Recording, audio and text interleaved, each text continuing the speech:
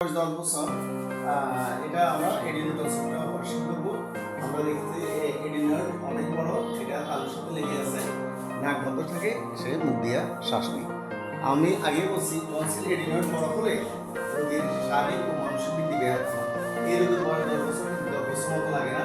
তুমি এদিকে তাকাও, এদিকে তাকাও, তোমার কি সমস্যা বলো তো? টনসিল সমস্যা, তুমি কি নাক বন্ধ থাকে, মুখ দিয়ে শ্বাস নাও, কি সমস্যা বলো?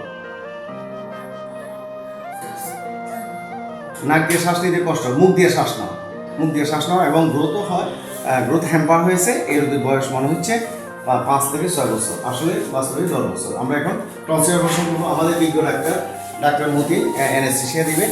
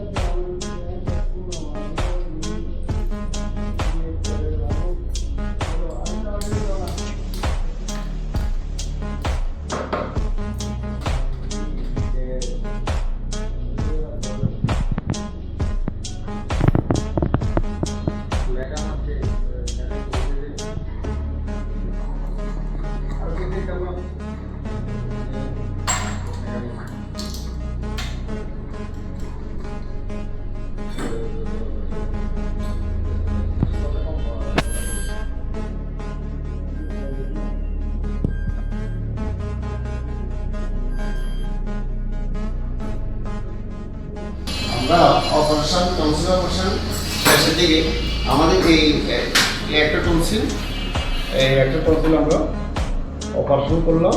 এখন আমাদের বিজ্ঞ ডাক্তার মতিন রিভার্স করবে। এখন টনসিল অপারেশনের পরবর্তী করণীয়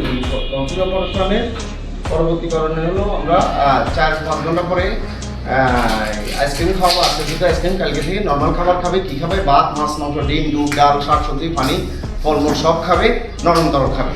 আর আমরা অ্যান্টিবায়োটিক 14 দিন পর্যন্ত দিব, ব্যথার ওষুধ দিব, এমনভাবে গড়গড়া করবে। তবে ইনস্ট্রাকশন হলো খাওয়ার সময় ব্যথা করবে, ব্যথা সহ্য করে খেতে হবে, না খেলে ব্যথা বাড়বে, ক্রমাগত খাবার খেলে ব্যথা কমে যাবে, থুতু খেতে ফেলবে। এই 5টা ইনস্ট্রাকশন অবশ্যই মানতে হবে, সবসময় খাইতে হবে, নরম তরল খাবার খাবে। আসসালামু আলাইকুম।